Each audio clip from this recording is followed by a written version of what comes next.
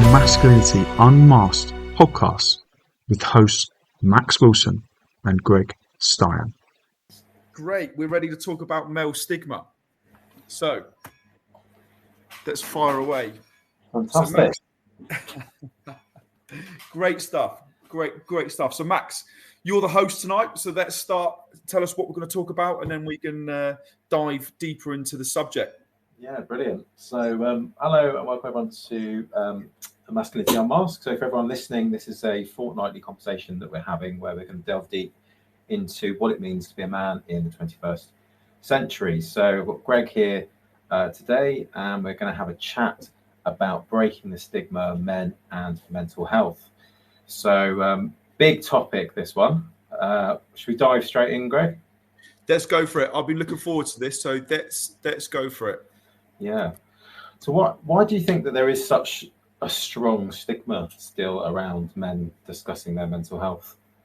That's a good question. I think that a lot's happened in the last few years. And I think that, if I'm being honest, back in the day, I think men were known for being the strong, silent types, But I think that COVID, lockdowns in particular, a change of the way that people work and see themselves, I think it's had a massive impact on male psyche, and they have different values. They look at life a little different, if you like. And that strong, silent man ethos, if you like, doesn't quite apply to today's world. What do you think about that?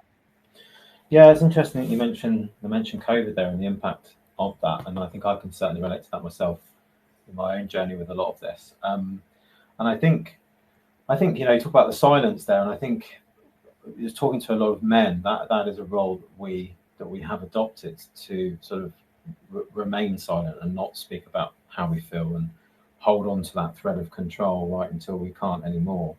And it's a journey that I've been on myself. And now that I'm in a place where I've actually reached out for support and I got the support that I needed. I realized looking back that actually that was one of the problems for me, is that I felt like I had to just keep holding on to that thread of control and not speaking up about how I felt. And so it's really interesting looking back, isn't it? As I guess even as kids, where does that come from? And I think that especially as boys, we are sort of told from a young age to not share our emotions, to adopt a sort of stiff upper lip and not to cry, and all this sort of messaging that we receive when we're kids sort of puts us into this box. So when we feel like we do need to be vulnerable when we're adults, we almost don't know where to go with it.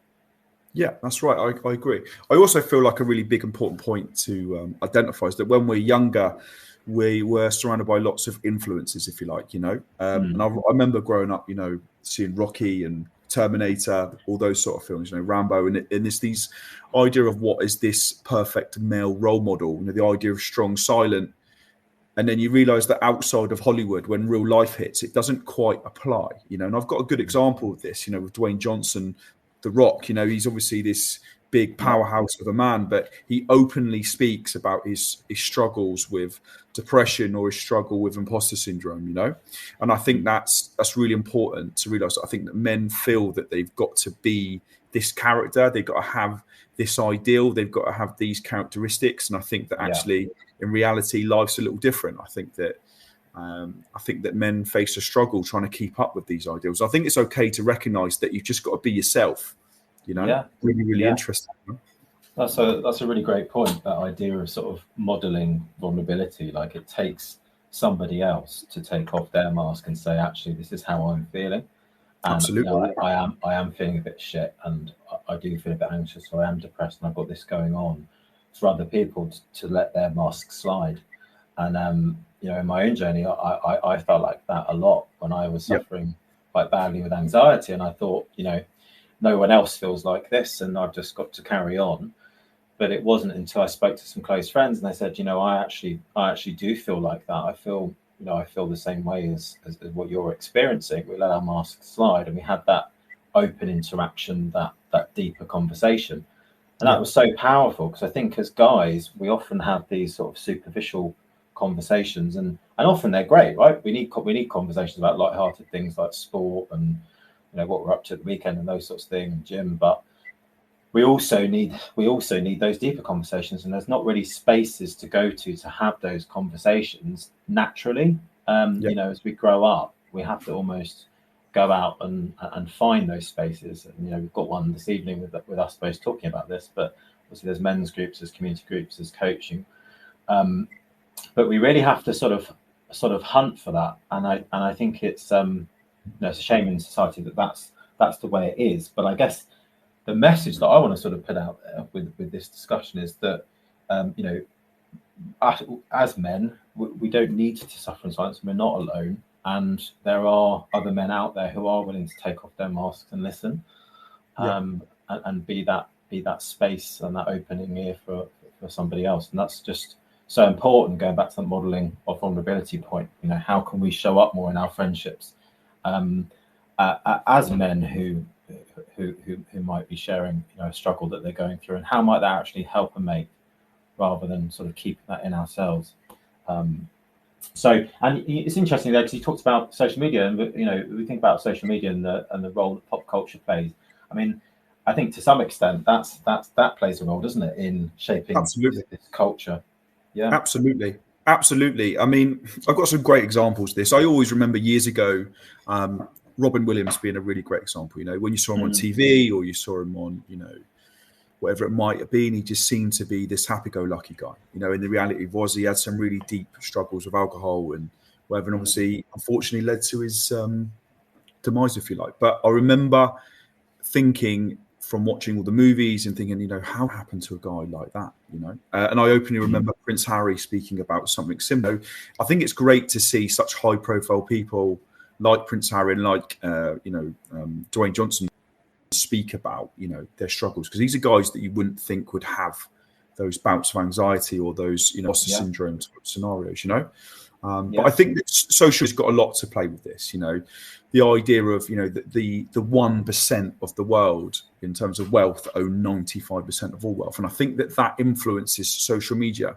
And you see all these ideals, all these characters, all these, Andrew Tate types, if you like. And I think that what happens is men have unrealistic ideals to look forward to. And I think that's actually quite interesting to bring it back to saying, the only person you're ever in competition with is yourself. And I think that's a real important part of my coaching, is to actually just bring it back round and set goals for yourself, set out what the character of the life, your own character in your life movie that you want to be, not what someone else is telling you have to be, Yeah. And I think that's great. That's a great point. Yeah, I think men get lost. I think men get lost. They do. And I think, we like community. We're human beings, and in our interactions, we can compare. We can compare on lots of different subjects, and especially as guys, that's something that we do quite a lot. So I think to focus on yourself and what you can achieve, and just use that as the sort of litmus test for comparison, if you like, rather than somebody else. That's certainly a way forward with this. But I mean, it's interesting to hear the conversations that, like, with taking celebrities, even with Liam Payne recently. Really unfortunate what happened to him. But even the way those discussions are framed, like, he was very troubled, or he was they're framed in very in negative ways, and we're making judgments without actually knowing the facts about a lot of these things. But what's that messaging doing as well is it sort of creates a them and us culture. The people that are struggling and the ones that aren't. But the reality is that we all struggle. We all have struggles. And I think creating more of an openness with our lines of communication and taking off our masks helps us model vulnerability and removes that sort of them and us rhetoric. So actually, it creates a community, and I think that's what we need more of, rather than the troubled ones and the not troubled ones.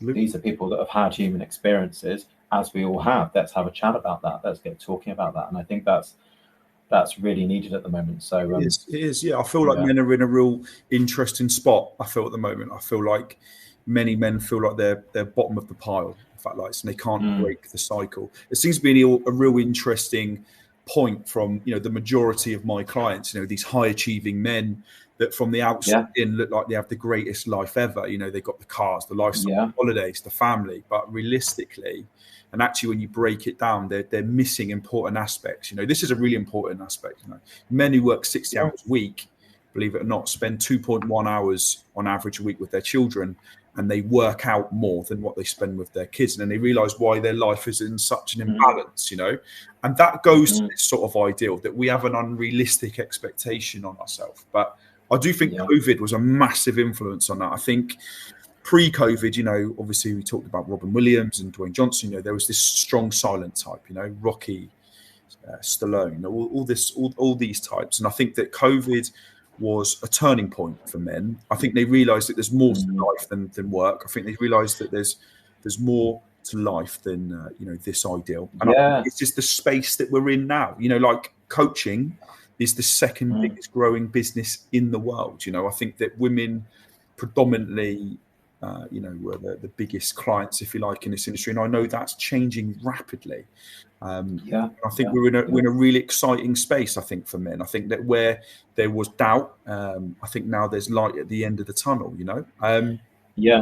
That's a really interesting point. Linking it back to COVID there, because everyone talks about the sort of great resignation. Absolutely. With COVID, but there's almost like the great resignation from the man box. You know, we're put into this box as kids. Paul Kidman talks about this, and we're expected to stay there, and then we end up policing each other, you know, if we step outside the norm. So if we're gay, or we don't like sport, or we're into art, or, you know, we want to show our emotions but we feel like we can't, we're policed by other guys. But actually most men in the modern day and age don't want to be part of that anymore, and they just want to lean into who they are authentically. And there is this new like you say, movement around that, embracing sort of healthy masculinity and pushing out that man box. And I definitely think that you're right there with COVID being an impetus in relation to that. This is a really good point. Yeah, Max, that was really good. I've got a really interesting point that maybe we can help our listeners with. You know,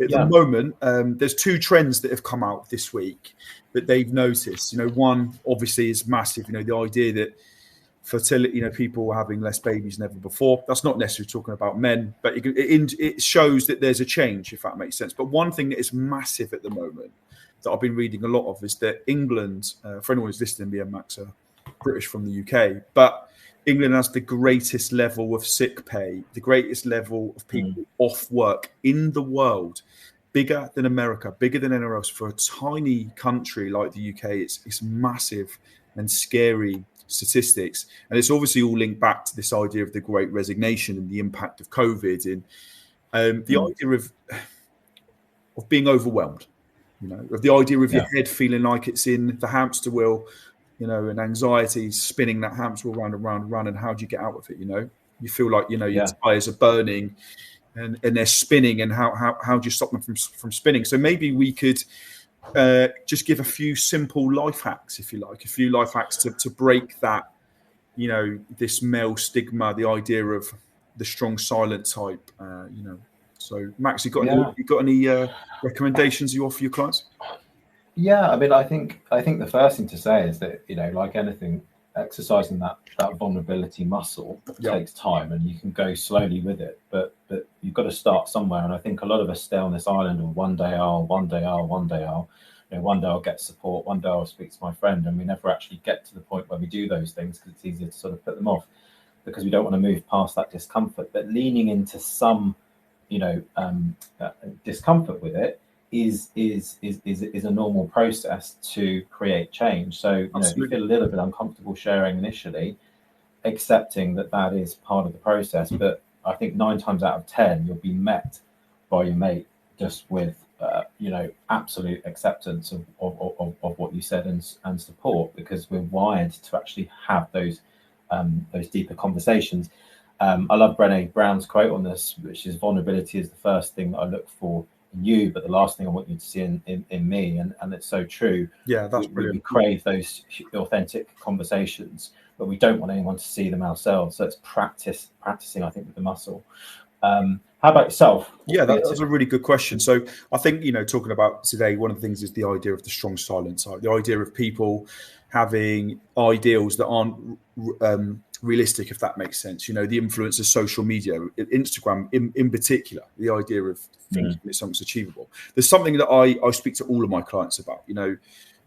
The majority of all my clients come on a 6-week basis to start off with. And the first week is always reflection. It's always journaling. And I want to know a little bit more about their thoughts and feelings and what they're going. But then the next part is a reflection of that. And what I try to get them to do is to look at their life from the outside in, to take a step back. And how I frame this is, Elton John, Elvis had biopics. At each stage of their life, a different character plays, Elton John at each stage of his life, and that character has different characteristics, has different things, is working towards different things. And I get them to try and break that down. So I get them to try and think of them being their own character in their own life movie, instead of looking at someone on Instagram trying to be someone else, being influenced by someone else, actually reframing perfectionism and looking at their own life, and then really setting out what it is that they want to achieve, what it is their own, and I've got a great analogy. I've got a great analogy for this. The idea of, you've got two swimmers in a lane, if you like, and two swimmers are swimming against each other, and you think that the swimmers are in competition with each other, but actually they're only ever in competition with themselves to try and get the strongest, the fastest time. So if they are influenced by the other person and they're looking over at the lane, and their technique is, affected by that, or they're trying too hard, actually their time is worse because they were influenced by the other person. So I try to get them to think about their own life, their own goals, what it is that they want, not someone else. And I think that addresses MaleStigma, that actually everyone can achieve. Everyone can achieve their own goals, and I wish I was told that when I was younger. I always compare myself to others, which is hard. Yeah. And I think the hardest part is just getting in the room and talking about this stuff in the first place. And I think once you're there, the spaces that we create through coaching, but also, communities and tribes of men do, it is a very safe one. And often what we find is that once men are in a room, they actually find it incredibly easy to talk, because everybody there has the mask off. But it's that initial, how am I going to be perceived? I'm going to have to be vulnerable in this space. That's terrifying. It's getting past that first block. But I promise you that on the other side of that is just magic and a new world and a new life that could develop. So I think it's keeping in mind that, on the other side of that fear is it's a lot of great things.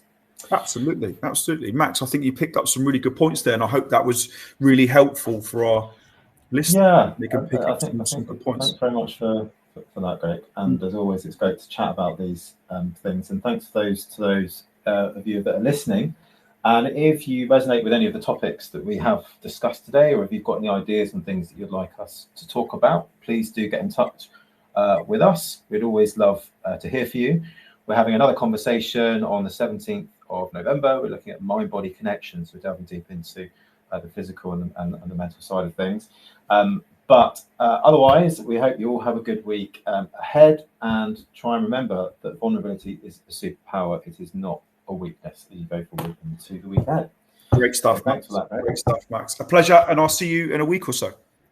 Cheers. Thank you.